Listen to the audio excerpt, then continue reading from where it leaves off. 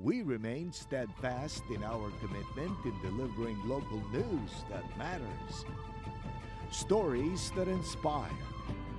Enriching the lives of Filipinos in the Philippines and across the globe. This is your GMA Regional TV. Buong puso para sa Pilipino. Mga balitang angay at angan sa One Mindanao. Pirma alang sa pagbalik sa girelieve nga 19 ka station commanders ug ilisan ang acting city director sa DCPO. Gisumite sa PRO 11. PNP, kulang kuno ang mga pulis hinungdan nga gikuhaan og security details ang Vice Presidente. 18 ka lechon baboy nga gibida ato sa 57th araw ng Barangay Amoros sa El Salvador City atong tilawan.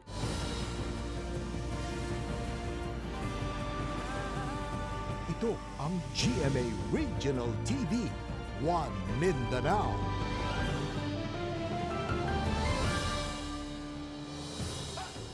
Maayong hapon Mindanao. Kini ang GMA Regional TV, One Mindanao. Hatod namo ang pinakadagog pinakauling balita sa Mindanao. Ako si Sara Hilomen Velasco. Live gikan dinhi sa GMA Davao Complex.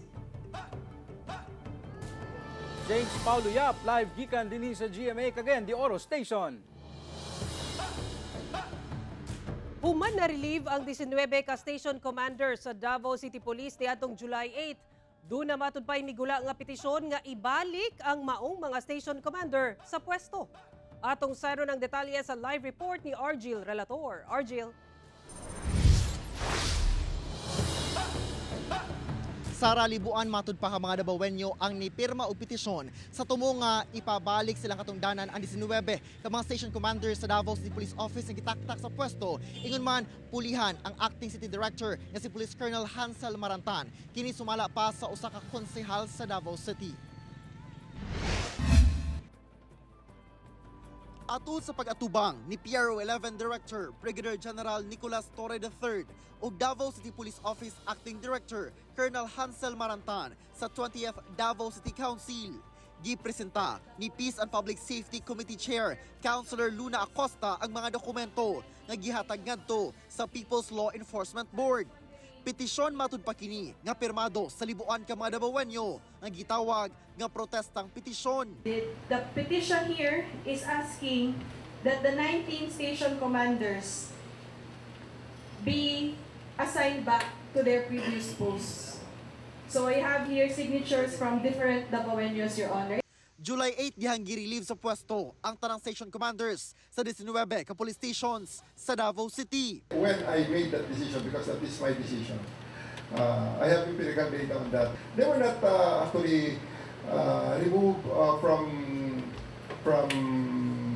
the region. They were just reassigned from Davao City to other parts of the region. Mihangyo si Torre og executive session sa konseho aron mahisgutan matud pa ang iyang gihuptang empirical data. Nakalatid sab sa maong protestang petisyon nga ilisan si acting city director Colonel Marantan. Si Marantan ana sa acting capacity sanglit wala pa kini giaprubahan ni Mayor Baste Duterte. I would like to first look at that petition and verify kung ano ang kanilang mga points na ni-raise doon. Kasi baka mamaya, ginawa yon before actually I made the sweeping, the more pressing decisions at yung mga more encompassing na mga decisions na ginawa ko sa ngayon. Tanaawon matud pa ni Torre kung ang mga bagong station commanders nga maoy iyang gipuli nga gikan lang sab sa Davao Region, gawas lang sa usa nga gikan sa kauluhan kay makahatag og mas maayong serbisyo sa mga Davaoenyo.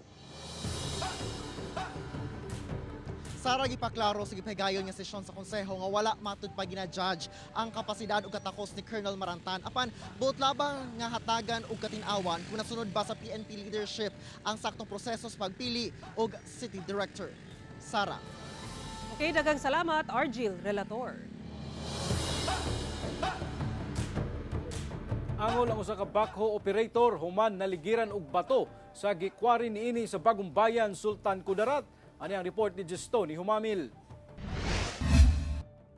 Halos mabungkag ang salamin sa tubangan nga bahin ining bakho human maligiran og limestone sa Sitio Falls, Barangay Masyag, Bagumbayan sa Sultan Kudarat, Martes sa hapon. Daling gidala sa ospital ang 31 anyos nga bakho operator nga nadatugan og dakong tipak sa bato. Sumala sa Barangay Council, nagkabkab kuno sa lugar ang maong operator apan kalit lang kunong bibigay og midahili ang parte sa yuta nga iyang gikabkab.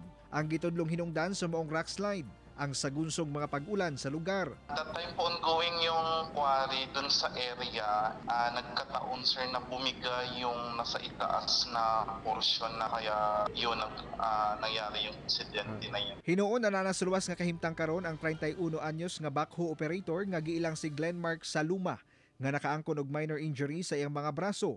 Doon nasab kini mga pangus. Tungod sa hitabo, temporaryong gihunong ang operasyon. Gilayon sab nga nagpahigayon og clearing operation ang otoridad ug gipanguha ang mga bato nga may babag sa tunga sa kalsada. Magiana karon sa mga motorista ang maong kalsada.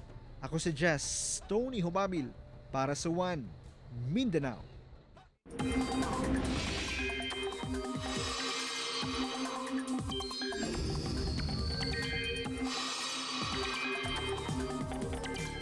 Mga kapuso, usa na ka super typhoon ang bagyong Karina sumala sa Pag-asa.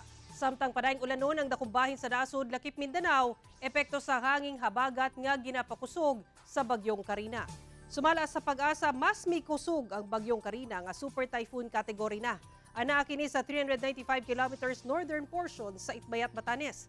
Gipaabot nga karong gabi ugma sa buntag moigo ang bagyong Karina sa Taiwan una mo gawa sa Philippine Area of Responsibility. Apan samtang anaa kini sa nasod padayong niining birahon ug pakusgon ang hanging habagat nga mao'y magpaulan sa dakumbahin sa nasod lakip sa Mindanao. Base sa datos sa Metro Weather, ubos ang tsansa sa halapad nga mga pag-ulan apan posibleng dunay mga katag-katag nga pag-ulan sa Caraga ubang bahin sa Soxargen ug Zamboanga Peninsula. Busa magpabiling alerto sa mga pagbaha o landslides. Nagdugang og halos 40 ka mga magtutudlo ang Zamboanga City LGU isip tubag sa kakulangon sa magtutudlo sa mga pampublikong tunghaan sa syudad. Ang dugang detalye sa report ni Efren Mamak. Ana sa 38 ka mga magtutudlo ang nanumpa na sa serbisyo ubos sa local school board sa Zamboanga City LGU. Gipang hire sila isip dugang sa naunang nga 166 ka LSB teachers nga magtudlo sa kapin 200 ka elementary ug secondary schools sa syudad. Matud sa LGU, ang maong LSB teachers gipaubos gihapon sa recruitment standard sa Department of Education. Ang ilang sweldo magikan sa Special Education Fund sa LGU. Sumala sa DepEd Zamboanga City, dakong tabang ang gidugang nga LSB teachers isip tubag sa kakulangon sa public school teachers sa syudad.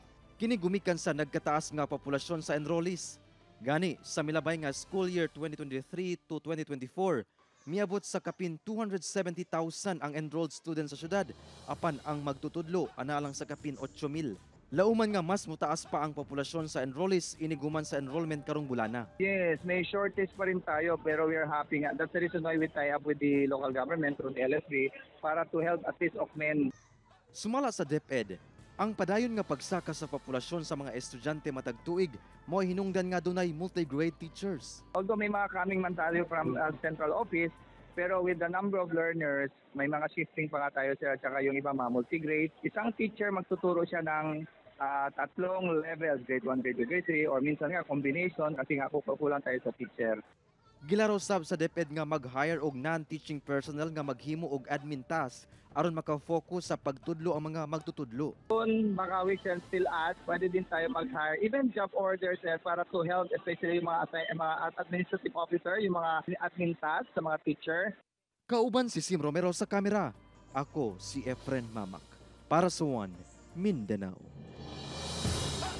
Giklaro karon sa Philippine National Police nga nasayop daw ang terminong relieve apan regular rotation ang naitabo sa 75 ka security details sa Office of the Vice President.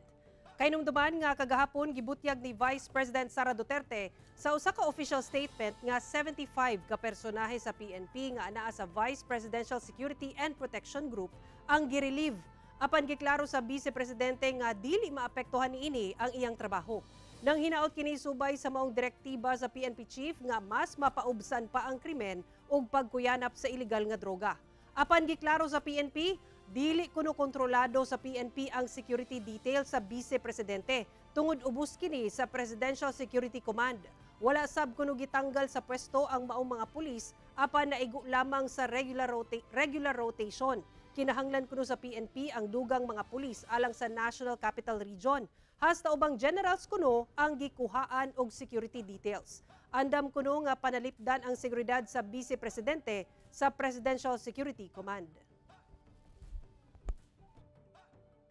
Presence under anymore sa amin, no? It's under the Presidential Security Command, and what you're doing right now, especially din sa NCR na kulang-kulang ng mga tao natin, we have to nagbawas po kami ng mga tao na hindi naman nila kailangan.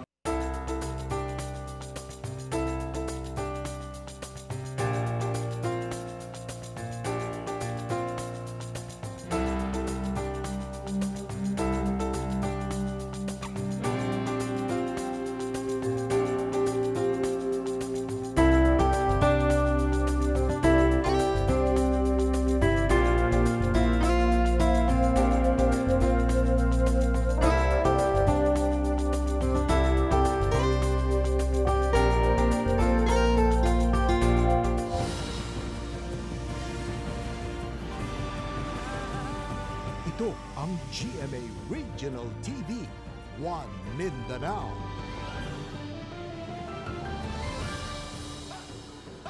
Mipasalig ang Philippine Statistics Authority Davao Region nga motabang sa otoridad sa ginahimong investigasyon kalabot sa mga na-issue sa Santa Cruz, Davao del Sur nga falsified birth certificate sa mga Chinese national.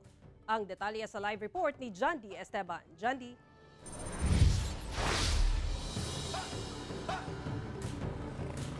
Kaya Sara, sumala sa PSA 11, wala sila'y direct supervision sa mga local civil registry offices. Maunang nanawagan usab sila nga mapasar ang kining Civil Registration and Vital Statistics Bill kay nagtuo sila nga makasulbad kini sa problema sa issuance sa mga falsified birth certificate.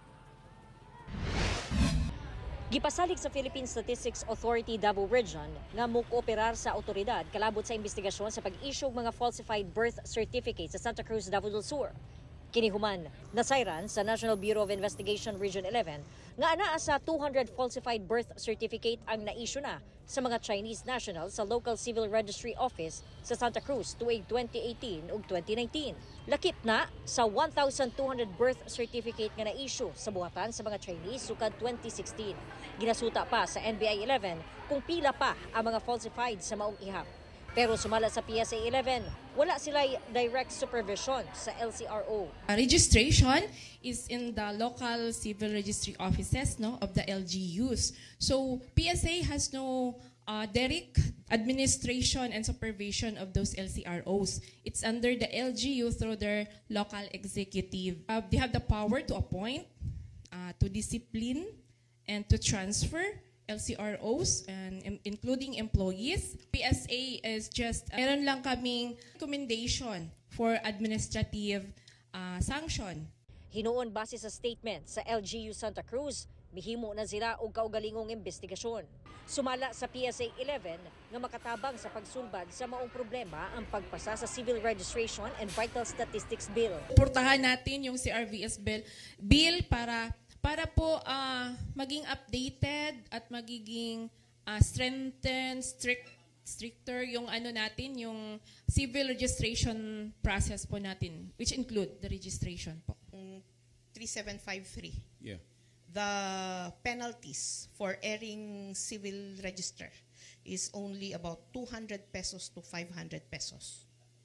Because it's 1930, PSA is naggakuan, coordinating, talking with legislator para maging stricter ang processes and impose higher penalties. Sumala ni NBI 11 Regional Director Attorney Arcelito Albao nga parayon ang ilahang pagkalap og mga ebidensya batok niining mga nalambigit sa kining pag-issue mga falsified birth certificate. Pero as to who o kinsa ang ilahang pasakahan og kaso, kana ang wala pa una gibutyag sa tuwa ni Attorney Albao kay nagparayon pa ang ilahang investigasyon. Sara. Okay, daghang salamat, John D. Esteban. Kapin 50 na ang ihap sa mga buhing baboy nga gipailawom sa kaling sa pipila ka lugar sa Sultan Kudarat Province tungod sa African Swine Fever o ASF. Dugang detalye sa report ni Justoni Humamil. Base sa ulahing datos gikan sa Provincial Veterinary Office sa Sultan Kudarat, may kabat na sa 57 ka mga buhing baboy ang gipailawom sa kaling gikan sa 4 ka mga lugar sa probinsya tungod sa kaso sa African Swine Fever o ASF. Kini mao ang mga lungsod sa Bagong Bayan, Isulan ug Colombio, lakip ang Tacurong City. Sumala sa PVET Sultan Kudarat, posible pang madungagan ang ihap sa mga baboy nga mapailawom sa kaling. Napadayon ang among monitoring surveillance o ang among depopulation karong mga panahon na nalay tabanduan nga bawal mi karon magpagawas og bawal jud kayo sa Sultan Kudarat magpagawas og baboy, buhing baboy, karne og mga kanang mga na-process ka karne sa baboy, bawal ipagawas sa Sultan Kudarat og bawal po magpasulod karon sa Sultan Kudarat. Gani miabot na sa kapin 400,000 pesos ang danyo sa probinsya tungod sa ASF. Hinuon dili apektado sa ASF ang General Santos City. Gani gipaklaro sa Meat Vendors Association nga bastante ang supply sa karneng baboy sa syudad. Okay, so ganito. ASF issue sa ibang bayan hindi makakaapekto sa atin dito sa Jansan kasi nga tayo ay self-sufficient. Ang baboy natin galing dito mismo sa ating mga farm raiser. So walang disturbance sa supply. Nagpabiling ubusab ang presyo sa karneng baboy sa public market nga naa sa 350 pesos per kilo ang unod. Samtang 370 pesos per kilo ang tiyan o pork belly. Ang presyo actually bumaba na ng mga 10 to 20 pesos per kilo dahil number one reason talaga hindi ang ASF. Matumal ngayon kaya medyo sobra-sobra din ang supply ng baboy natin dito sa Jansan. Kamatikdan sab ang gipatumang hugot nga ASF checkpoint pasulod sa syudad aron malikay sa maong sakit ang swine industry sa syudad. Kauban si Bong Vicencio sa kamera. Ako si Jess Tony Humamil para sa One Mindanao. Unom ka mga mananagat ang na-rescue human na unlod ay lang gisakyang bangka sa kadagatang sakop sa Balut Island sa Davao Occidental. Nagbarog na lang sa ilang naunlod nga fishing bangka kining unom ka mga mananagat samtang ginhapak ang gisakyang bangka sa dagkong balod sa tunga sa laod. Gilang girespondihan sa mga personal sa Coast Guard Station Davao Occidental ug Coast Guard Sea Marshal Unit ang mga mananagat dihang nakadawat og report nga dunay naunlod nga bangka. Nakasugat matud pa og kusog nga hangin inubanan sa dagkong balod sa kadagatan. Hinungdan nga nabali ang atubangan nga bahin sa mong bangka. Dihang na-rescue gidala ang unom ka mga mananagat sa Mabila Port sa Sarangani Island ug gilayong gipa-check up sa health center.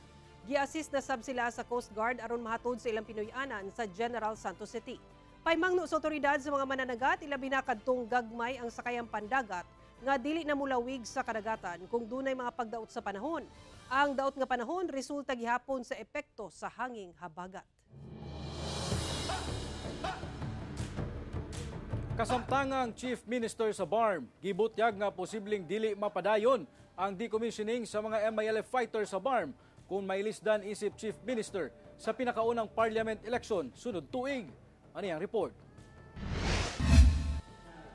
Sa usa ka consultative meeting nga gipahigayon sa United Bangsamoro Justice Party kun UBJP sa Malabang, Lanao del Sur niadtong adlong Huwebes, usa sa ilang bisita si BARM Chief Minister Ahod Ibrahim gibutyag sa opisyal nga sukad na tindog ang Bangsamoro government.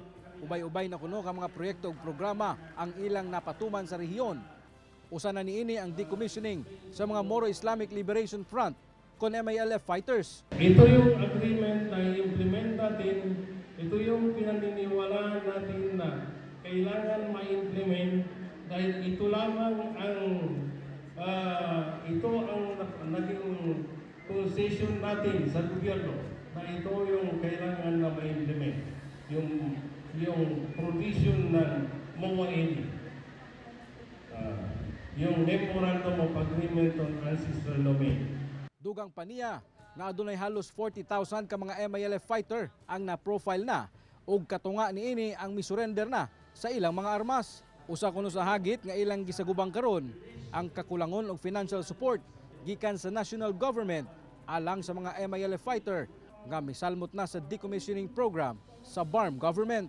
Gibutyag sab niini nga dili niya masiguro ang pagpadayon sa decommissioning program sa mga MILF fighter kung mahulipan na kini sa iyang pwesto, isip Chief Minister sa BARM. If we are already out of the government, hindi na namin yung magawa. So the national government has to double time. Oo, double time na. Gikatakda nga ipahigayon ang 11 nga parliament election sa nasud sa BARM sa Mayo 12, 2025. Subay na sab sa nalatid sa Bangsamoro Organic Law kon BOL. Ako si James Pauliap para sa One Mindanao. Parayan gyapon mga kapuso sa paghulog sa inyong entries alang sa Kapuso Cash Siyahan Panalo sa Cagayan de Oro City. Ihulog lang kini sa GMA Regional TV Station sa Cagayan de Oro ug sa pili nga local supermarkets, groceries sa participating locations aron makadaog og dagkong papremyo alang sa Kapuso Cash Siyahan Panalo. Bulungtad kini hangtod sa August 16, 2024. Bisitahin lang ang official Facebook pages sa GMA Promos, GMA Regional TV, Super Radio DZBB o Barangay LS para sa kumpletong listahan sa Dropbox locations. Pero mga kapuso, magbantay sa fake news, fake Facebook accounts or scam text. Tutok lang sa GMA o bisitahin ang official Facebook page sa GMA Promos alang sa complete mechanics o announcements.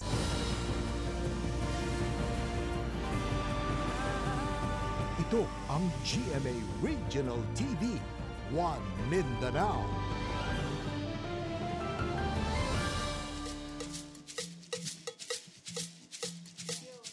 Dieciocho ka mga lechon nga baboy ang gibida sa kasaulugan sa ika-57 nga araw ng Barangay Amoros sa El Salvador City. Ani ang report?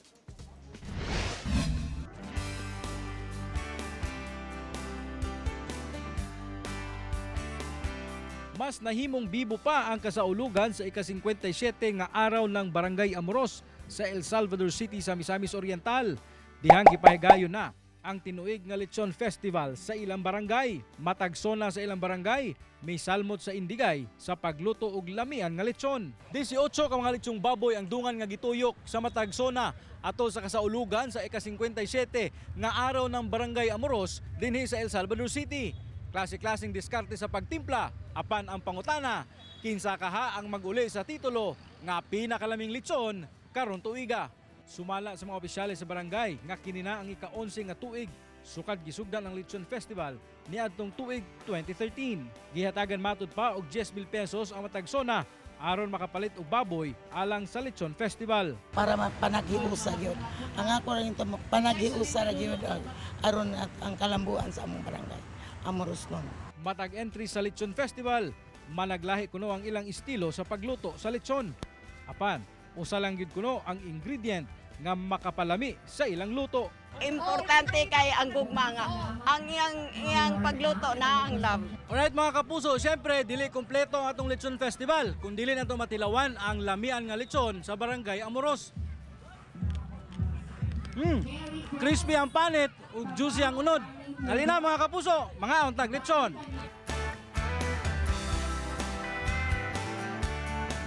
Ginabangan kini kada tuig kay tanan gyud mga civic organization mo suporta niini nga among mga programa. Human nga naluto ang 18 ka mga lechong baboy, gipanghatag sab kini sa mga residente nga anaa sa lugar aron dungan nga salusaluhan.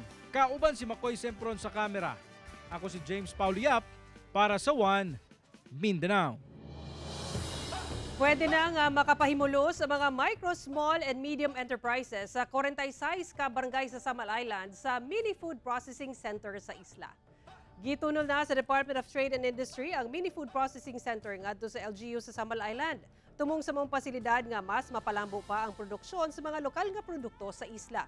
Gani dili lang kini limitado sa pagproseso og kape, mangga ug lubi nga moy abunda sa isla. Mamahimo sab kini nga makaproseso og mga karning baboy nga mooy makatabang sa backyard racers sa isla karong dunay bahad sa African swine fever gawas sa isla sama sa Cotabato province.